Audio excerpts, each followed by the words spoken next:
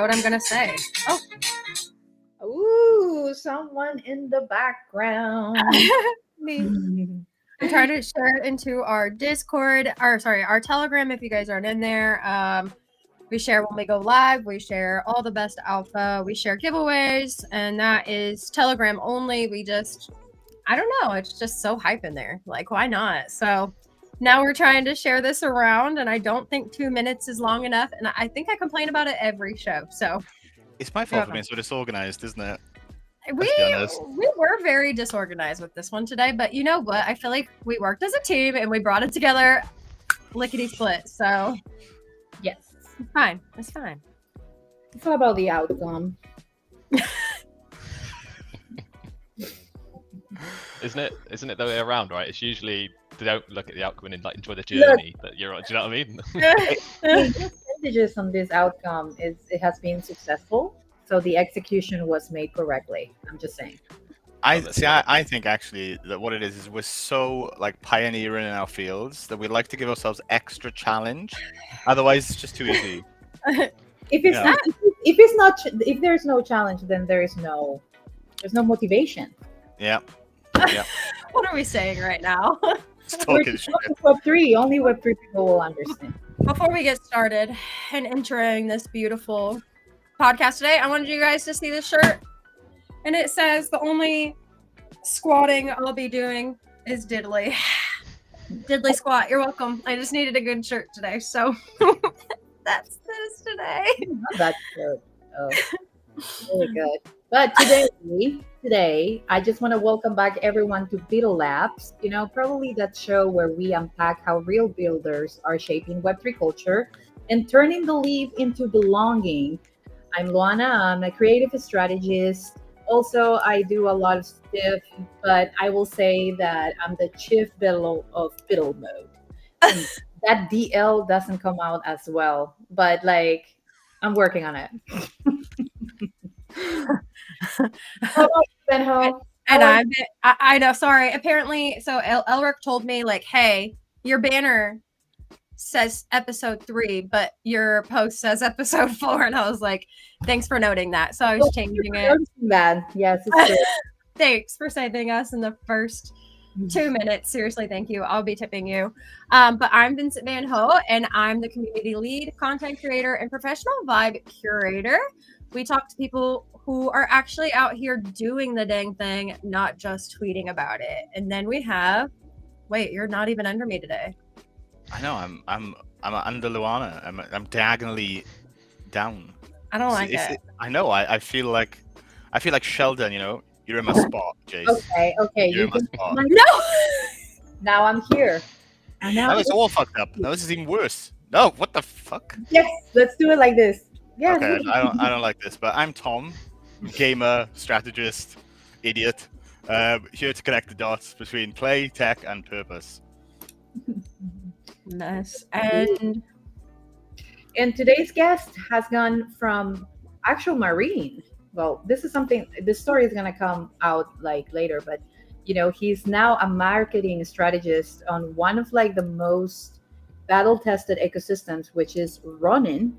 He's leading the charge in the building community, storytelling, and real opportunity in Web3 gaming. So welcome, Jace. Jace the Wizard. Why the Wizard? I think if you're in this space, you've probably got some association to gaming. So I almost, when I was younger, I didn't really let it all out. It's not that cool when I was a kid. So my alter ego was always like being the mage or the wizard class. So Jace the Wizard just came from that essentially. So like D&D or something else? More like WoW. D&D Okay. came in like my mid-20s, and I was like, how have I not found this sooner? It's I was insane. 30. Nice. But let's get I was an into early it. adopter. Of what? D&D. Oh, okay. I was like, of what though? I was that kid that wasn't cool in school. You know. Yeah. I was not the cool kid. I don't believe that. I don't believe cool there was kid. ever a time where Luana wasn't cool. But I also was that kid that would go around and like talk to everybody. I was that person that didn't want to exclude anybody. You're a new kid. Oh, hi. I'm Kaylin. Nice to meet you. Let me know if you need help finding anything. Like, Makes sense now, right? Yeah. I think that's why.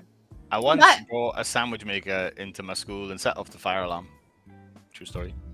Yeah, I can. That's so Tom. That's so Tom that's our logo now. That's so Tom. But let's dive into it today. Let's get into how discipline meets degen and why belief might just be the new marketing meta. Guys, meta. So we are so off We chart are- today. Okay, let's do some We're unhinged. tongue exercise. Blah, blah, blah, blah, blah. Mate, I've been I eating won't be yogurt doing that. without a spoon for years. You don't need to worry about it. Oh, he been preparing for this, y'all. Like, you know the Jello your mom sent you at school. We are all like reading a script here. There. I got my last set of braces in. My breast is I got my last set of braces in. And it's fixing my front teeth. So I'm like extra, just like, hey guys. I know. But we're going to go into our first segment. So we're going to start meeting Jace as itself. So Jace, can you describe in your own words a little bit about your history, your origins history? How do you land it in Web3? What is it you have been doing before? Like, we really want to learn about a little bit more about Jace. Yeah, of course. So I'll give you like the condensed version. Otherwise, it's going to be me talking at you for an hour, and we don't want that. The whole but yeah. point. What? Yeah, no, essentially, so brought up in the UK, and then just essentially stayed in the same village, the same town, when you're just like stuck in that, like everyone knows everyone knows each other's like every other secret. Yeah. But no, brought up from like an all-women household, so that's kind of one of the interesting things, is like my mum's an absolute super mum. And just essentially wanted to give me everything that she could give, being a single mum at the time. So got into a lot of sports. Sports are super cool. Obviously gaming wasn't so much, but I still used to like run home, jump on Call of Duty 4, and then get into the most toxic lobbies possible at that age, and I absolutely loved it. And then that led just into more things growing up, in and out of kind of like entrepreneur, when you're just like a kid, you're like, how can I make money? So go to a paper round, and then ended up working in like a local shop, and then being like a bingo call boy for an OAP home, which is a very interesting thing. And essentially that rolled into one thing. I tried to go like AS levels, so like in other words higher education, in like England, to go to university. And then most of that year I spent playing poker. So I failed my exams. I was pretty good at poker. And then the day I failed my exams, I signed up for the military, and I did that for 10 years before full-time work in Web3. Wow. Wow. I always just like hearing about people's lives because, like it's so different from your own, and just hearing like not struggles, but like just things that people have gone through that like almost somehow like, like everybody knows somebody who knows somebody, but like it's just cool to hear. Okay, sorry Tom, I didn't mean to cut you off. No, you're fine. It is live, by the way. 0 viewer. So Jace is the only person I know who's actually fired a missile. Like a literal missile. Not just blown up their own project on Web3. He's actually literally fired a missile. You've never met anybody who's fired weapons before? Not a missile. Have you fired a missile? No. I shot an AR. I mean, I feel like sometimes... That's like 2 degrees below missile. Like... I built Americans, man. I tell you what, like...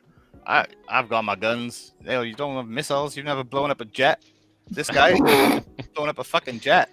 And I live in the South where it's like even worse. So yeah. I live in Florida, so it's about the same. We got gators. So Jace, can you describe in your own words a little? No, that's the fuck. I don't even know what the fuck I'm doing. Can you describe in your own words some way in which your history has influenced your kind of marketing strategy and how you work in Web3? Because there must be some, maybe discipline from those hard, cold nights protecting your country, or... Yeah, no, for sure. I think one of the big things I fell in love with was in the military. I was very, very lucky with my deployments. I went to like over 40 countries around the world. And with that, you get to experience a lot of like culture, nationalities. You get to understand, like I said, I was from that small farmer town village where everyone knows everyone. So going into like different areas around the world, you learn about essentially culture and how to communicate when you don't speak the same language. It's one of those things. So that's been really at the forefront of any marketing campaign, is like delivering a message to someone and always making it like people orientated. Like number go up, great, but it needs to hit emotion and it needs to understand the people behind that screen, what they're reading and how they're going to read it. Wow. I'm just over here nodding so hard. Like, it's so good. Okay, I'm so sorry. But, you know, talking about failure being a part of the process, from your early days in the Marines to now creating or leading creative teams, what did those years really teach you about leadership under pressure? Oh, good question. It sounds really, really morbid, right? But one thing I always look back on, and I think if you've gone through like hardship, it doesn't need to be the military, it could be anything. If you've gone through hardship, you really understand how yourself ticks in that sense. So one of the things that I used to always come back to was like, everything's super stressful, right? And I know it gets stressful in Web3, but I always just get back like, am I going to die with this outcome? Like if it sounds morbid, right? But if I absolutely mess up, am I going to die? And the answer is obviously no. And instantly that removes that pressure. And then it allows you to think like more logical. So even if it's like a super stressful day, and like today wasn't amazing, but there was certain areas where it's just like, am I going to die? No. Okay, it level heads me, and then I can focus on actually delivering on what will make the impact. So, but did you die? That's something my dad would say. He was also in the military, and now I understand it. And he never explained it though. You know, he was just like, but did you die? And so now I'm always like, but did you die? And now I'm like, yeah, that checks out. And I wish I would have, as a young kid, realized what he was saying. Right? Like, I'm now 34, grown up, have my own kids, and I have to be like, it's a bad day, not a bad life. Like, I mean, and it's the same thing. So I love that. I mean, but that's a really good thought in terms of how to, you know, also work as a team, because at the end of the day, once you are, you know, leading a team, you kind of become also the motivator and the inspired one. You kind of have to, you know, have a different way of process certain things and certain emotions, because you have to strategize.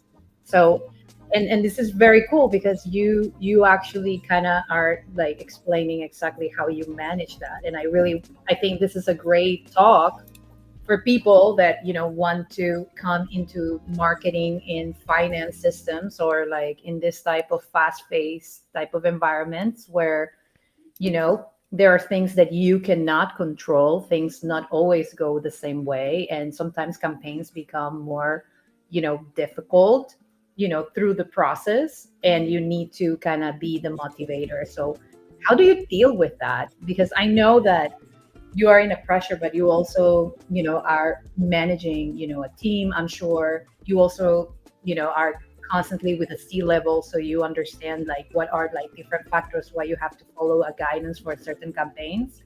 But how that's, do you feel like you have evolved more in the marketing in Web3? Do you feel that you see constantly like certain ways that are difficult while you're like in a campaign, especially for a chain that is like so huge and with so many projects at the same time? yeah, no, that's a really, really good question. I think it's like two-parted, right? So when it comes to understanding psychology and how people react, that goes like internal. So every like campaign, say it's going well or not well, there's always two parts. There's internal and external. So how is the community receiving it, or the audience, or your target audience? And then also, what is the team doing? So one of the big things I try to do, doesn't always go perfect. Like, we all make mistakes and there's always learnings. That's why I love working in marketing, because every day you learn something. But on one part is the internal. So it's identifying the direct peers that I work with, understanding what makes them tick again. So what motivates them? Some people love like, and there was a book on this called Do It or Ditch It. I can't remember the author's name, but it was fantastic. And there was also another book, what was it called? 5 Love Languages. Slightly different, right? But in other words, it's understanding what people react to. Some people love like words of affirmation, so being told like, well done, amazing job. Some people prefer literally just gifts. Give them a pay rise when they do insanely well. That's a motivator. So that's like part one, is like understanding with my peers, peer to peer, up and down, is understanding what pleases them and then attaching that to the campaign. So it keeps my bosses happy, it keeps the people I work with happy, it keeps the people I manage happy, because morale is everything. And then on the other side is the people, so the people that are actually receiving this messaging. And that's a lot harder because you don't have that open connection all the time. But what I'm trying to do is, especially working with Ronin, it's a really, really big community ecosystem. It's a battle tested chain.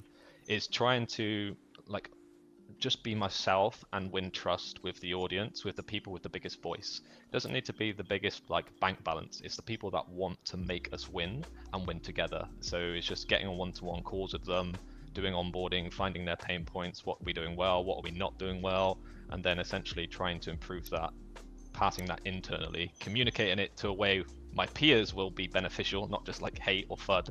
And essentially that's what I'm trying to do. Slightly off topic, so sorry I dove in there. No, it's that's great. good. That's Great. great.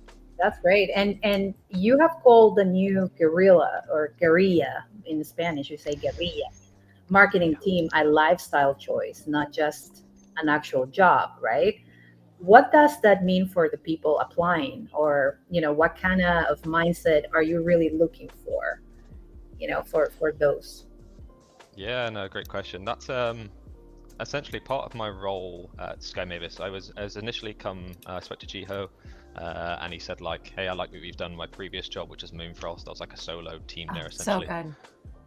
Yeah, it's a great game. They're doing insanely well as well, and I hope they're massively successful. And I talk to the founders weekly there, so they're crushing it. But one of the things with Jiho, I kind of just said like, I would like to do. Obviously, I really like social. I love marketing, but I'm also, you're either gonna like love me or hate me, because I'm so aggressive when it comes to growth experimentation. It's always there like, let's look at the numbers. If I have a thesis which is backed up by like other case studies, I want to go and try it. And Jiho has been really, really supportive, and the core team has been supportive of going, go and do it. So I said, I want to make a guerrilla growth team.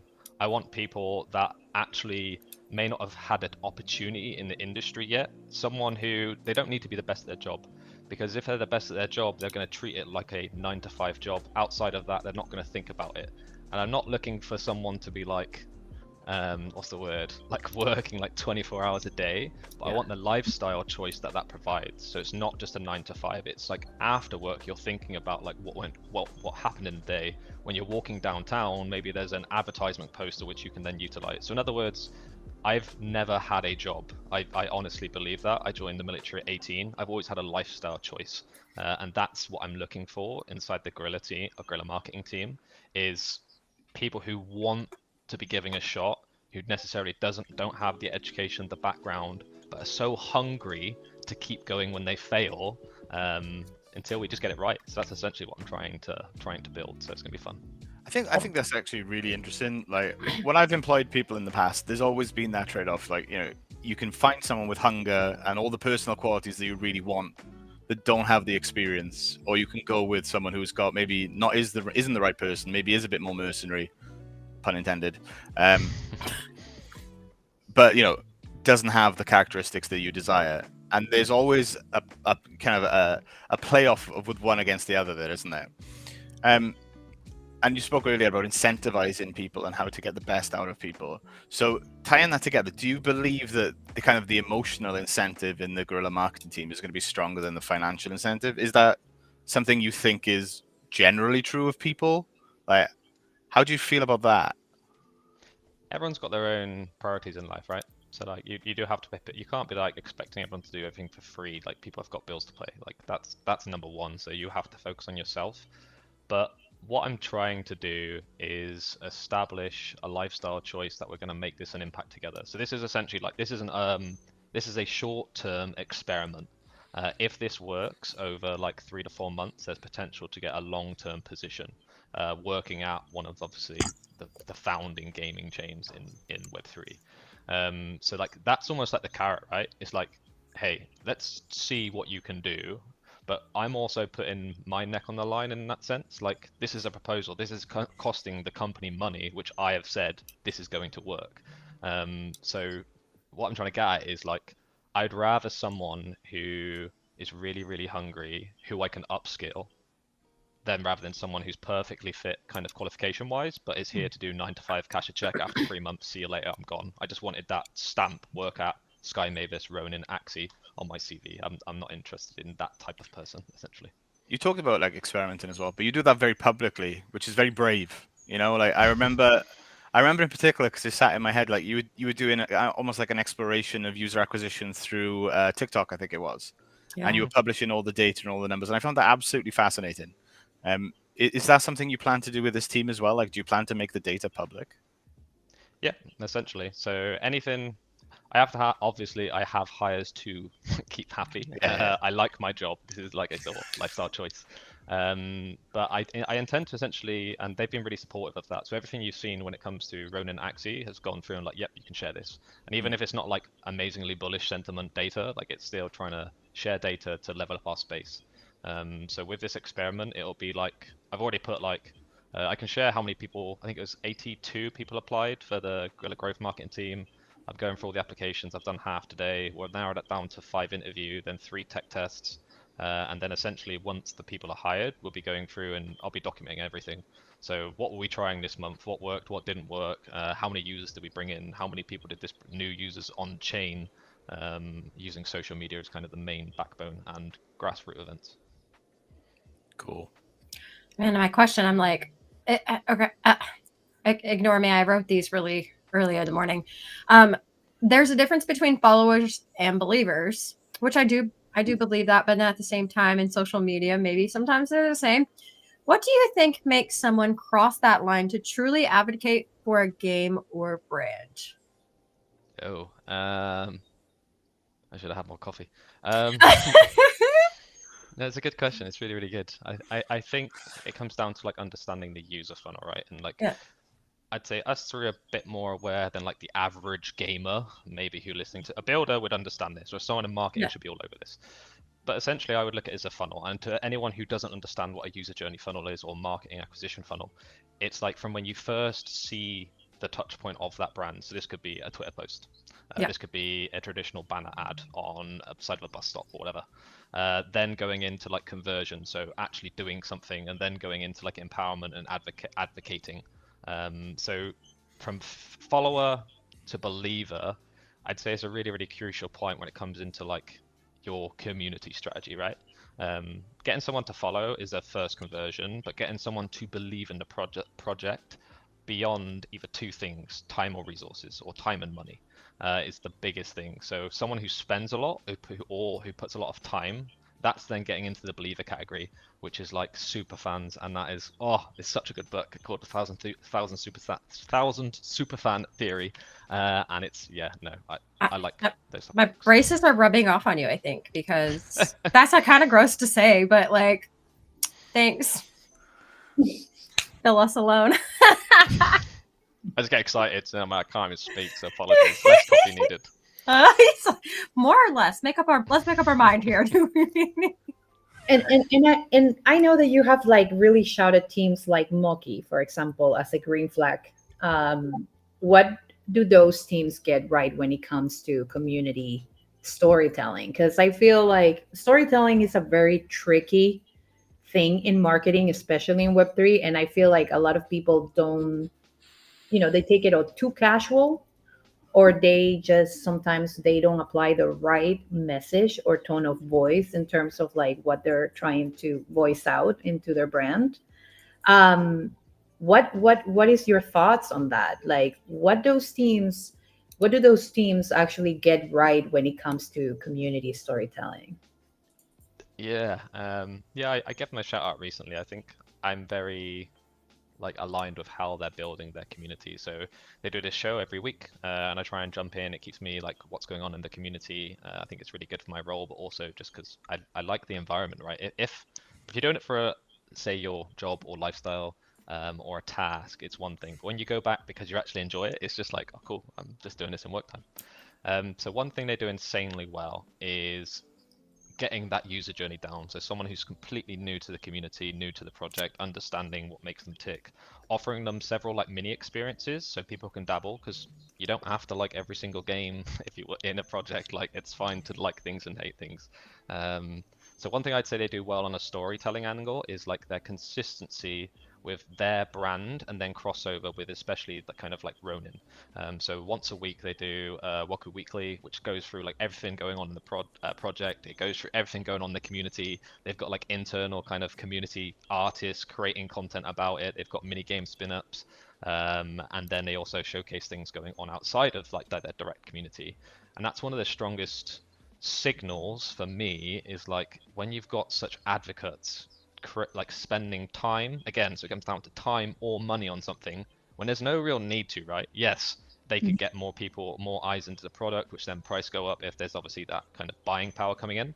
But that doesn't necessarily, you'll notice this in the long-term time frame. If they're doing it every single week, they're probably not doing it for that motivation. It's for something else, which is storytelling, emotion, and understanding of what the brand is, and they're part of it. That's one of the most exciting things to see. So is that one of the ways you would measure the emotional health of the community then? Like not just numbers, but engagement over the long term? Like, is that something you think is applicable there, or how else would you measure that? Here we go, metrics. All right, let's get the pen and paper out. I don't like vanity metrics. I think like, for example, like engagement rate isn't deep enough. You need to go deeper into community sentiment and analysis, which is like, there's some tools being built in this space, which is like uber bullish on getting that data. So I'd say like, yes, it's all relevant. It comes down to a funnel like we've talked about before. Impressions are important, engagement is important. But what I would do is, and what I do is go into communities. I'll then, if I can't put in a bot for obvious reasons, you need admin perms, I'll do it manually and it takes time. But identify who's coming in, how often they're coming in. You can use obviously search functions in Discord. Look at the context they're saying. Like, I don't care if someone's coming in once a week, but if their context is actually providing to the ecosystem's kind of health and narrative, that's what really interests me. So it comes down to community sentiment over community engagement. That's where the long-term power, I believe, is in community building. So can you give us an example of like good sentiment versus like mediocre? Like what sort of things are you looking for in that response? How people interact with each other internally. We've obviously seen there's a wave of it. I think not this cycle, but towards the end of the last cycle was like, oh, my engagement rate in Discord is this. It's like, yeah, cool. You just got a load of bots. Yeah, fantastic. Yeah. So what I would do is still true today. Yeah. No, it's something we all fight. We're fighting a good fight, but it's going to take a while. But no, for example, bad sentiment. Personally, I do not like a GM channel. If that's the most busiest channel, that isn't my cup of tea. I think it's time and a place for being DGen, but that shouldn't be the one thing you're coming in to do every day. But yeah, that's personal preference. What I do love is like channels that are a bit less busy, but you'll find like core super fans having conversations, which is public. So this could be like, let's say like a pets channel, and someone really goes off and just starts telling a story about one of their chickens, because I have 3 chickens outside. Do you know what I mean? So it's little things like that where you just like, if you can identify open conversations where super fans are engaging, and this is actually fairly frequent between people or other people outside of that initial group, that is like green flags galore. And I don't care if you're like a day one project with no product. Like if you've got people doing this is green flags for me personally. Then we can look into a product a little bit more. That's intriguing, to be honest, because like being a numbers nerd, you know, like I always want to boil it down to like messages per second, you know. But that's actually a really good point. You know, the sense of belonging that comes with opening up and being personal in a Discord is actually very powerful, isn't it? Yeah, and then there's like feedback and how do the team interact. And I get it. Different team members have got different roles and responsibilities. I'm not expecting every single founder to be in Discord every single day for 24 hours. Otherwise, they're not going to be running the company. But Right. it's how you speak to people and how others speak to each other is things I'm looking for, which is probably not the best use of my time. I just really enjoy it, and I like to learn people. Man, I feel like you just answered my question. So I'm going to go ahead and ask it. And if you feel like there's more to elaborate on, you're more than welcome, to do that, or we can move to the next one. But you lived through Web3's boom and bust cycles. What are the new signs of authentic growth in 2025 versus hype? Do you think gaming will come back? So what I don't know what things am I happened looking here. for? And okay. What happened here, right, is Tom got into the fucking questions, right? And I was thinking, like, what I want to know, because we see in. Let's explain the fucking question. I remember right? writing this one. I'm sorry I fucked this up. So basically, what I was thinking is, like, we have some traction now, right? There are some Yeah. games that have traction, like Ronin in particular. We'll talk a little bit more about what Ronin's got to come in. But how do we identify authentic growth for gaming in Web3 as a whole? Like, what are the signs that we're on our way back? Good. Thanks for asking that, because I'm like trying to I'm reading it 4 times. Like, how do I work this? Like, I'm just gonna read it. Like, I'm just being special today. Like, just ignore me. we're all on par with that today. It's okay. It's okay. It's fun. I'm having a good time. Put it this way. So That's all that matters. That's why we come here. We don't really care about your answers, mate. We're just here to No. laugh. Yes, No, we do. but seriously, Honestly, of course we do. I'm learning a lot. Yeah. Okay. How to identify is gaming back, and what does that look like from a metric standpoint? Good question. Depends on the team. I'm very, very bullish on indie. People Okay. would know that if I'm small teams, small budget, small run phase, trying things, doing things outside the bubble. Right, that's why it comes back to that like guerrilla marketing team. Hopefully, we're establishing and trying to punch way above our weight class. So if you're, for example, let's break it down. So identifying is gaming season back. That'll be kind of like volume, right? So it's just like that could be numbers of users, fantastic. But let's look at let's go a bit deeper into that. So number of monetizing users, and then go a little bit deeper into that is like how much they're monetizing. And I think that will really, really help. And that's one of the benefits of being on chain, right? Like it's publicly accessible. I think that's awesome. So you can actually dig deeper. But when it comes from like a gaming standpoint, I would look at teams, and I think there'll be indicators. The narrative will be pushed outside of crypto Twitter. So for Web3 gaming specifically, I'm looking for titles that are either indie or previous kind of ports of other successful games that are actually going to bring in new users to the ecosystem. That isn't like uber aggressive. It's not Gamba games. It's actual games people want to play for fun, and you have the potential to essentially get some rewards out of that. So that's why I love vertical video, and I think that's one of the biggest, essentially, green flags that we can look for in Web3 is when it starts popping off on those socials, and then you can see the player data if it's on Steam, Epic, downloaded on Play Store using like Sensor Tower. These are all like small green flags. As soon as it's in the line, then Web3 gaming is back. I really love that. I mean, I literally I understand everything like from your point of view, and everything that you're explaining is actually there's like a really cool strategy in the things that you are doing. And there is a reason why I feel like there is a lot of games and running that really, it feels like they are constantly, moving forward to find, games that, fit for different type of users. Because at the end of the day, I don't feel like everything is going to go to one place. I feel like there are so many different characters in gaming, right? And also, I feel like you guys, especially in running, you have gone from Fableborn to Calamity to Cambria. Which title best embodies the running identity in your eyes? Oh, that is a hard one. I think it depends.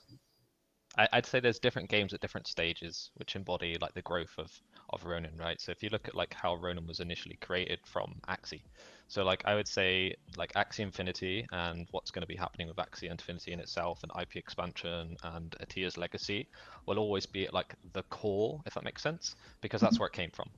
But I believe what like really excites me is Axie was once a small startup. All right, like the story behind it. If you ever speak to like Jiho or listen to Chung, like the story is insane, and I really I don't want to like butcher it. So I'll let people obviously go and find that, and I'll try and find a video to share that story. But essentially, is when I see a small team which looks like they're operating what Axie was doing back when they originated. That's for me. That's like ethos. Do you know what I mean? That is where I'm like, this, as long as they keep growing the way they're doing now, they're going to win eventually. Yeah. It may take time, there may be ups, there may be downs, maybe pullbacks, but they will eventually because of their mindset of what they're trying to build. So hopefully that helps. I didn't give you a direct game That's because I fine. believe there's a few teams doing it. But yeah, that's what I like to see. That's okay. I mean, it's. I know. I mean, I'm putting names and I'm putting you in the hard spot, and I know, but it's good. I see it in the perspective, from because we're also, I'm sure we have a lot of viewers right now that probably are participating in some kind of role, Mhm. and they also want to be inspired into what options, they could, be going in different type of strategies or different ideas. And I think that this is like the resource force that we bring with BUIDLabs, is to really support those that are kind of building up, right? At the same stage that you are creating, this guerrilla marketing community. And that is very important for me also with BUIDLabs, is to really bring that up. But I really appreciate, that you came that you actually, come out with that response. It's not that I was waiting for you to tell me a title, but I didn't want to put you in a bold spot for sure.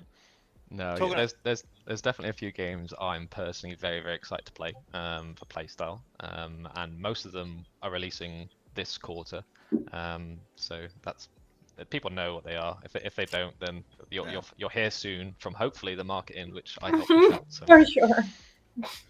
We've played a few games together though, like over the years, haven't we? I won't mention any specific titles. that But you beat yeah, me at, yeah. ah, you are a gamer though, like you are an actual gamer, and I think that's important to have that authenticity. If you're going to be marketing games, it helps to be a gamer, and I know firsthand that you are. But I'm wondering, like, is there anything you've ever experienced in a game that's kind of influenced how you market or how you strategize, that's made you a better storyteller? Like for me, not that anyone cares what I gotta say, but when I like, there was this game called like System Shock 2 when I was a kid, right? And I just remember playing that game, and I didn't get very far, but it was just something about the way the narrative was crafted, like just absolutely grabbed me from the start. Do you have any Mhm. experiences like that? Yeah, I'd say like fairly recently actually, when it comes to like narrative crafting. Obviously, like you can say Call of Duty toxic lobbies are, but that's kind of more like community led. Right. But no, I'd say Helldivers 2. So when we said about like storytelling and marketing, I think they did absolutely insane. They Okay. took this narrative, which is essentially Starship Troopers cross Halo, put it into a game, and united the community under like the same story, but everyone's playing and contributing to that story. So Helldivers 2, I definitely look into for like not necessarily like it doesn't need to be a shooter game, right? It's just how did they create this overwhelming story that everyone plays their unique individual part to achieve an end goal, and that's what people can utilize for their own game. Could be a farm sim, could just be like a match 3 game, but you have to be really, really smart with how you utilize that. So yeah, in other words, Helldivers 2 is class. I will play it. I've got so many games on my list to play. I'll definitely give that one a go. Why do I have so many on my list and then I just keep coming back into Hollow Knight? Like I don't hate myself enough or something that I have to keep on losing every level multiple times, but that's fine. That's fine. But my next question is there are a lot of great blockchains out there, especially when it comes to gaming, but it really feels like Ronin is in that redemption arc for Web3 gaming. So, what's the secret to rebuilding trust and bringing players back after the industry's really rough patch? Yeah, no, for sure. I wouldn't say I'm the best person to speak on this topic, purely because like I'm still new, right? So I joined Ronin in June. I believe they've done a lot of things. Thanks, Jerry. For sure. Um, but no, yeah. So I would say I have a thesis, which I hope Ronin and Sky Mavis and Axie kind of help integrate. Which I believe like you have to cater for those super fans, right? And that needs to be kind of a high priority. So that's why I've trying to get on like interview one-on-one calls with people who actually want to see us succeed and win together. I think especially during the bear, we need to prioritize our super fans, and then we can scale together. So that would be essentially through Ronin, through its history. I think it's done pretty well with retaining like the super fans. But now it's time to expand, keep them happy, and share that like mission. Because if everyone's aligned, everyone that can then contribute, and we all win. So. I'm going to be a little bit critical. I'm going to say something controversial. I hope. Oh You my! Here we go. Let's So do it. I feel like before you took up this role, Ronin lost his way a little bit. Right? I feel like it diversified a bit from gaming. Like we had the meme launchpad, which in and of itself is fine. You know, we had the little gambler elements creeping in, but like since you've been in post, like it seems like the focus has shifted back towards gaming and communities, and I love that. I love that. And it really does feel like to me, as someone who criticizes everything, you know, I'm just a miserable, this is a miserable fucker, really. But you know, I feel like I feel that redemption arc. I can sense it. You know. So I think that's great, and I think you've had such a positive impact there personally. Yeah. Genuinely, I'd employ you, mate. I'd give you a job. That's a big Gio compliment. Gio beat me to it, but I was circling. Okay, maybe this one is gonna. I don't think it's controversial at all. But if you have to describe the Ronin effect in one sentence, what it will be? In one sentence. Sorry, I like to talk. This is gonna be hard. Let me. I would say like there was the old Ronin effect, right? When it was closed Ronin, it was like the Ronin effect. A game comes on, player base booms because it's a very very kind of like not very. This is more than one sentence, so feel free to shut me off anytime you want. You're only allowed one. No, no. I'm kidding. This go is on. the context. I'll give you the sentence anyway. But Okay. essentially, like there was the Ronin effect, which is like game comes onto Ronin, gets big player base because it was a very very core community. And what I believe is like that was always seen as what was at the front, but it wasn't seen what was behind what was happening. And the real Ronin effect is improving people's livelihoods via gaming. Like that is the real Ronin effect. So that could be like an experience, that could be happiness, that could be joy, that could be wealth generation from actually like really leaning into what Web3 can provide for certain people. That's what I believe the real Ronin effect is. So yeah. And that ties into your guerrilla marketing as well, doesn't it? Because that's literally what you're doing. You know, you're giving people who would never have a chance otherwise a chance to literally market one of the biggest chains in the entire world.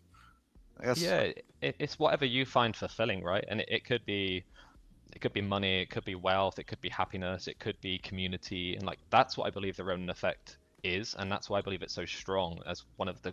They've gone through ups, they've gone through downs, but the people that are still here, they're here for a reason. And identifying what that is different for everybody. But Ronin definitely has more ride or dies than any other chain. Like definitely. I think so it too. makes it fun. Okay, so we've talked a little bit about the immediate future for Ronin, right? And I'm kind of interested in the long-term success and what long-term success looks like. You know, beyond the next game or the next tournament or the next token. Like, how do you see this playing out in 5 to 10 years, even 20 years, if you're brave enough? 5 to 10 or 20. Yeah, no. It's something when I was chatting to Jiho originally, it was just essentially friendly chat. It was just like, right, let's connect. We know each other mutually. And he sold me on this vision, all right? And there's two different types, and I put this in one of the tweets actually. It was there is a future and there is the future. So a future is this could happen if you believe it, and then there's the future which actually is going to happen. And one of the big things that I feel with Ronin is the market moves in cycles, but so does history. Like if you zoom out bigger picture, look at like world economics and like the US dollar being the prime example. Before that it was the pound. Before that I think it was the peso or the gable, Dutch gable. So it's the same thing, but coming back round for like Ronin, right? Like Ronin and Axie that's where Web3 came from. Like, do you know what I mean? So for me, it was like, if this was what the root of it, where is it going to go in 5-10 years? And over the short to mid term, Ronin is coming back home to Ethereum. And that's going to be really, really impactful when it comes into like tapping into Ethereum itself. There's several benefits. I think there's a massive thread, which one of the copywriters wrote, Andrew, which is fantastic. So I'll send that across afterward. But it's understanding like short, mid, long term. I believe it'll be going past like Ethereum's Nintendo. Like this is the gamification layer and experience for gaming to actually onboard traditional players because we've already done it with Axie. and we can do it again with other games on Ronin. Beautiful answer. I'm gonna say it. I love that. Yeah. I feel like that's all I ever say in the conversations because I'm like, I love that. But creator who may be listening or everyday creator or player listening, how do they find their role in this movement? Good. Yeah. I keep saying good question every time, so don't worry. I'm repeating myself. I'm waiting for you to not say it so I can write down. That was a shit question. Yeah. It's good. These No. are good. Do you know what I mean? Like, I like nope. Just my side is just like, right, you can ask me anything. I'll send it. If I know the answer, I'll tell you. If I don't, I'll just shut up and say next question, please. But these are mostly objective, so it's okay for me to jump in. I would honestly just say, if you want to see Web3 gaming win, you are already in the right place. As in, like, you are part of this mission. So even if like you're an upcoming creator, if you just want to reach out to me, hit me up in a DM, and I'll just be like, if you want to say, hey Jace, I know nothing about Ronin, where do I get started? I'll help onboard you. But essentially it would be just follow the main account. You'll see there's a lot of different news topics. So there's some about like DeFi, there's some about like token, there's some about games, which I'm obviously super passionate on the game side. So it's just identify something that you love and then work from there. So don't do it if you don't enjoy it. It's pointless. Like, you've got to love doing it, and essentially just find something, because there is something for somebody, or there is something for everybody in Ronin. It just depends where you want to look. So, And I've got to say as well, like, you know, you are very approachable. Like, I love that about you. You were just like such a nice fucking guy, like, genuinely. So if people are listening and thinking, oh yeah, I'm just a person and this is Jace, like, he will respond. He will onboard you. He is a top man. Big love for Jace. I have to say the same. I couldn't remember where I had actually met you, and it was like 23 area of like Love Monster and Moonfrost were in DMs, and I think you were probably like the nicest person I ever had to do with. So like, you know, it's really nice to have conversations with people who are one passionate about what they're doing, but like also like whether they're super busy or not, you know, also take that time to help you understand. Like at that time had no idea what was going on, you know, like just kind of been thrown into the group chat. And so, you know, just so gracious. And like you were saying earlier, like I refer to life as seasons, and you refer to it as something else, and I've already forgotten what you say. You said it's a lifestyle is what you said.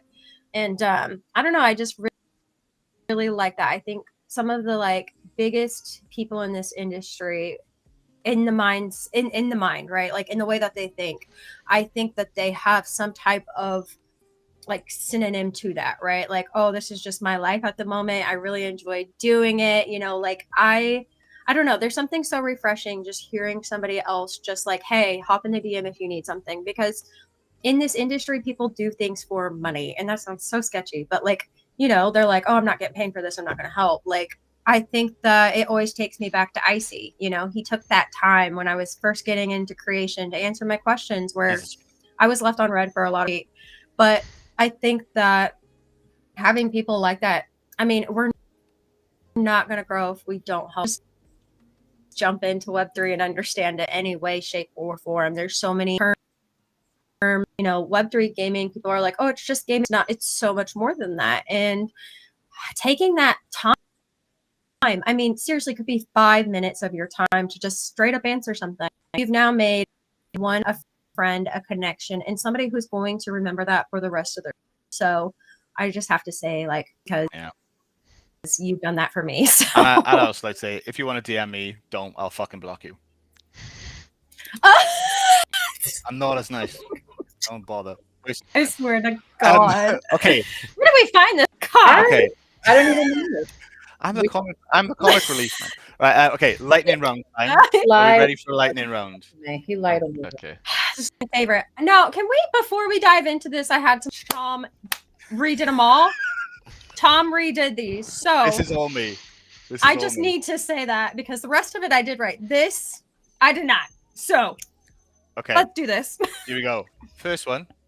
It's not even bad. Favorite game of all time? Pokemon Red. Great choice. Great choice. I like Classic. Sapphire. I'm judging just a hair. But favorite TV series? Oh, sorry, I literally, for some reason I was like, blah. Favorite TV series. Gotta be Simpsons. Let's be honest. It tells the future. Ooh. It Oh, does. the one where they had to delete the Charlie Kirk episode. I was like, oh, Mm. Donald Trump being elected president as well. That was Simpsons predicted. crazy. Oh Web my 3 gaming too. lord. I Of think the course, thing is, though. Sorry. of course, he had to pick that, like, the questions. So I. You should ask his question and he can ask that question. Yeah, go on. You can ask my question if you want. No, it's okay. I'm gonna ask this. This is the one I wrote for last session. I don't know So- how it made it in here. What will be like the biggest misconception about the Ronin community?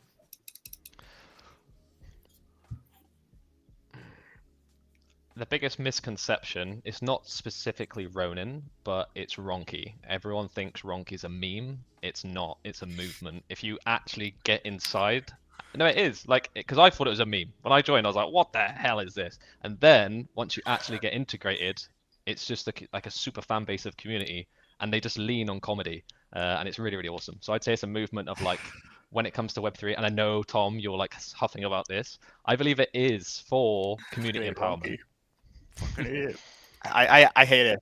I hate it.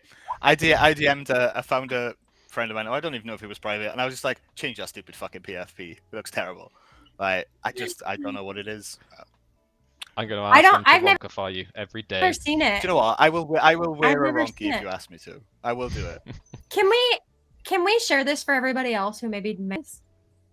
Well, the Ronkies. Have you seen the blue monkeys No, is this Spelled M-O. inappropriate? and key? Uh, It's Oh. not. Nah, it's not inappropriate. Okay, share it, Tom. Okay, so I mean, What am I sharing? I don't. thing I know about Ronin is Piggy.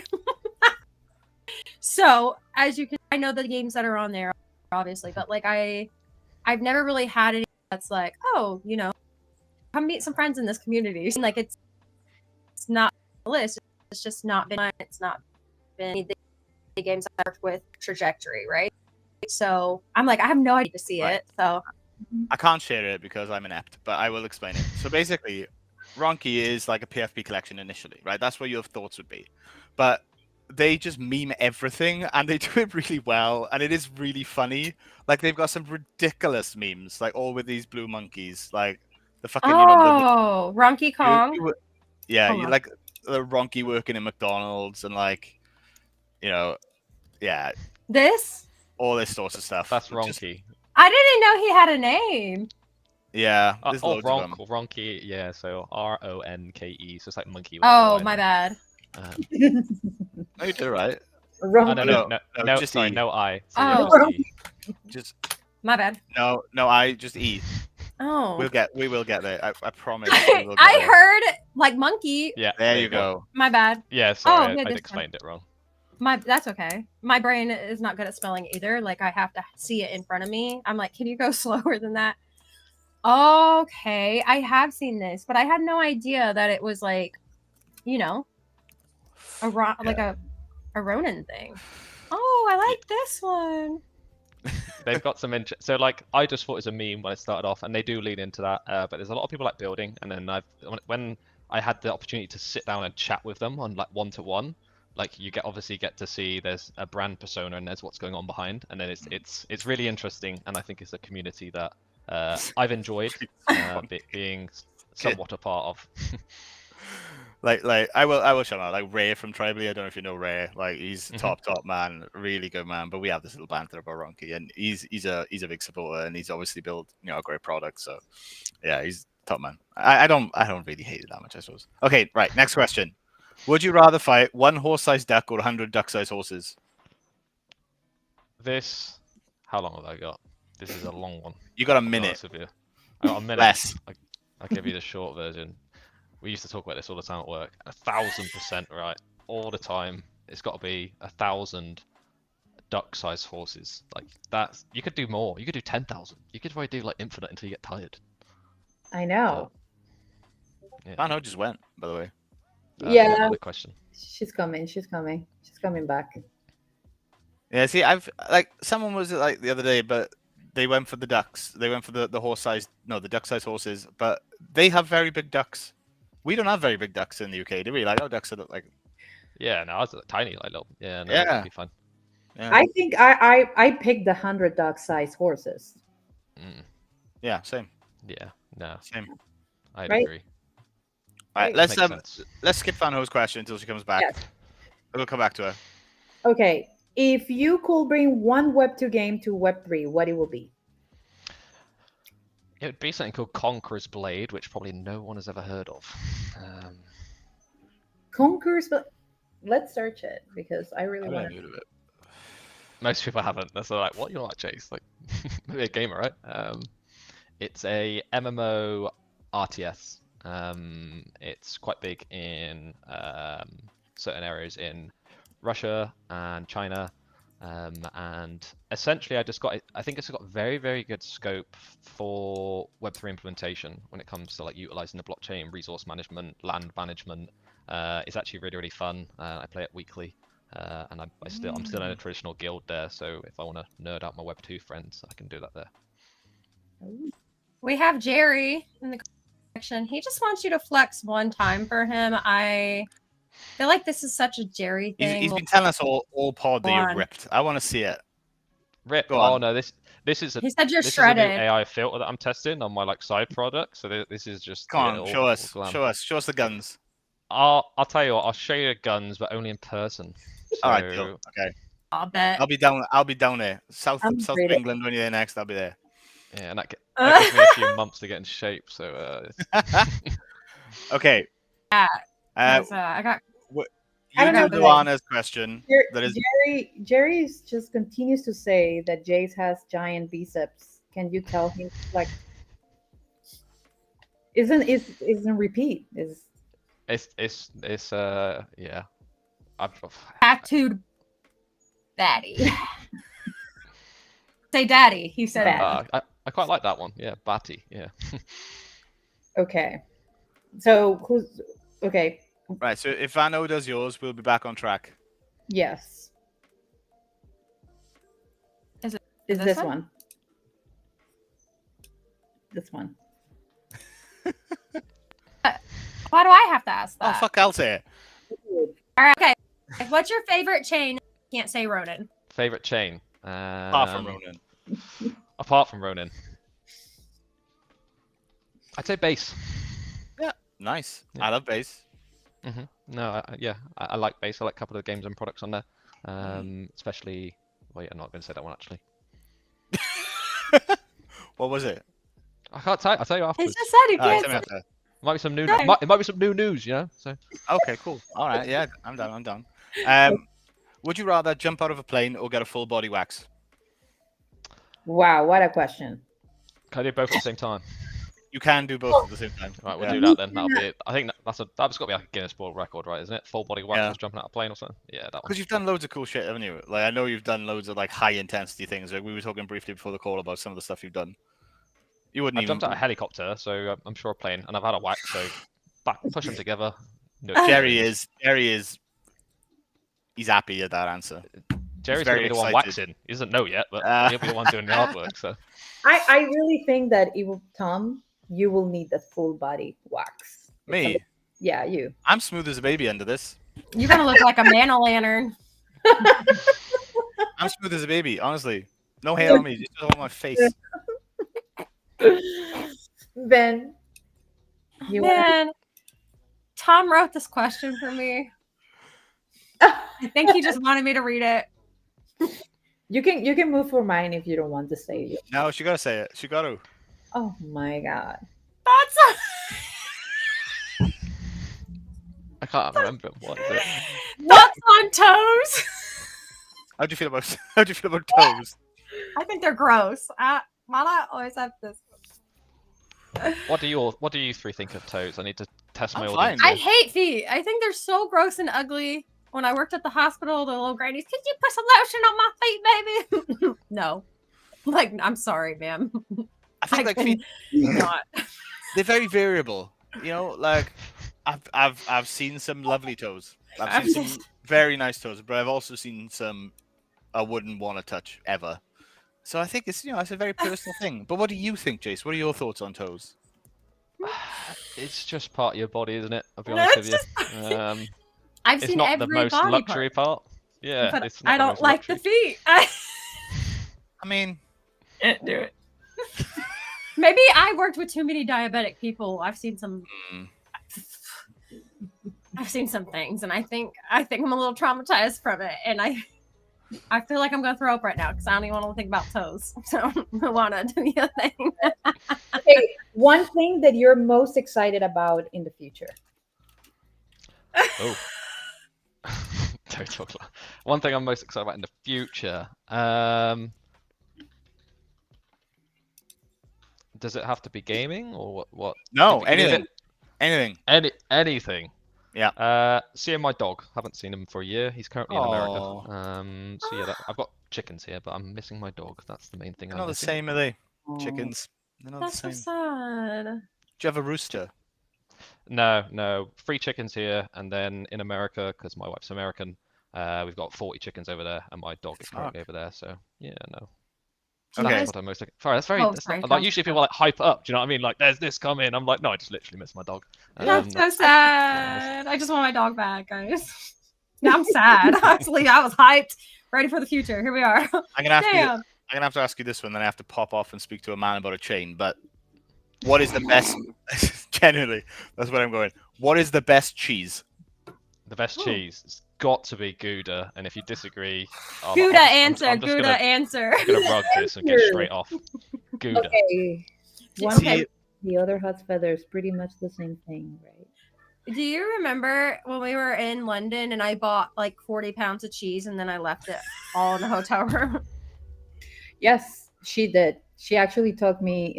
We went to the what's the name of it? It was like a market outside of the King's Cross. It was like King's a Cross. pop-up market. Yeah. And I bought like 40 pounds of cheese. The guy was Big with respect. the cheese. He was cutting, samples to Try everyone, this. and he was like, "You should take this one. It's from France, and you should take this one. It's from France, and this one is from France." She came with like a package full of cheese, And I never ate it. in 2 Any days. of it. Who's gonna eat We it? were supposed to have wine and eat it, and then I think that we fell asleep and my feet were in your face. Back to the feet again. And then you talk about the toast. This is- Okay, let's close this out though. It's top of hour. Tom does have to go. Yeah, I just want to say though, panilla is the best cheese. Panilla vindaloo is like the best food of the gods. But yeah, I'm gonna have to bounce. But Chase, I love you. I'll chat to you later. Thank you so much for your time. And obviously, girls, I love you very much. And thank you for putting up with me like you do every week. Yeah, Yes. top quality. Mwah. Honestly, I don't think there would be as many funny questions if, like If Tom without wouldn't Tom, do the actual yes, I he know. has an icebreaker that he wants to know from everybody. We cannot repeat it here on air. Yeah. I find it a man thing, I think. And so it makes me laugh every week because like we've talked to some pretty great respectable people and he's like icebreaker and they're like, oh yeah, let's do it, and then he'll ask him, we're like, oh my god, I can't believe it. And they were like, oh yeah, yes or no, and I'm like, this is a Call of Duty lobby thing, I think. So. We have a question. Did we ask this? No. Question was like, does he play Fishing Frenzy? Yep. Yeah, so that's one of the main casual mobile games I like to play. So mobile, in other words, yes, Fishing Frenzy is one of those. So is Wild Forest, I'm pretty addicted to as well. I like Ooh. RTSs, so. Yeah, those are fun. Okay. Jerry, do you have any more questions? I don't think he'll be showing his biceps. There is one person here that says, when it comes to marketing, I've heard that one-on-one calls and calls in general are always more effective than just text and post. Is that relative or it depends about the situation? I think it does depend on the situation. Yeah, it does depend on the situation for sure. But yes, we're going to continue having these spaces on BUIDLabs every Thursday. We usually change the times, people. Sometimes it's at 2 p.m. Sometimes we do them at 7. It's just we're trying to go with the schedule also of our guest, whichever fits the schedule for everyone. But I want to thank everyone, that came and listened to this space to learn more about Jace and what he does. And of course, everything that he has been building all this time. So super excited to have you, Jace. It has been a pleasure to actually talk to you and honor that, You have been doing a lot of stuff for the community, and I definitely would like to learn a lot of the things that you do in terms of a strategy. Like I love that. Like that's my thing. That's her Uh, thing. yeah, that's my thing. So I love that. It has been a pleasure to actually speak with you. Thank you so much Yeah. for coming to the show. Thank you so much. Yeah, Yes. no, thank you for having me. It's been like when like it doesn't feel like a show and it just feels like fun. And I hope obviously I've enjoyed it, but I hope everyone else has enjoyed it, and especially the people viewing, they get some value. If it's education or entertainment, whatever, I'm easy. So thank you very much. Oh, Well, we that love means the feedback. a lot. That really means a Yeah. lot. Thank you so much for joining. And thank you so much, to Jerry Riso that has been there, Jerry. battling about the biceps and the calves. I really love it. Turtle feet in the comment section. I don't know, but yeah. Elliot was there asking a lot of questions about marketing. Thank you for joining and so Oh, many thank more. you. And I'm sure that if you want to participate in any of the actual projects or anything that Jace is doing, go follow him on Twitter. Oh, Sure, he posts a lot of stuff about what is he pushing through. So happy to have you, and see you next Thursday on the BUIDLabs session. see you guys next week. Again, thank you so much, Jace. And you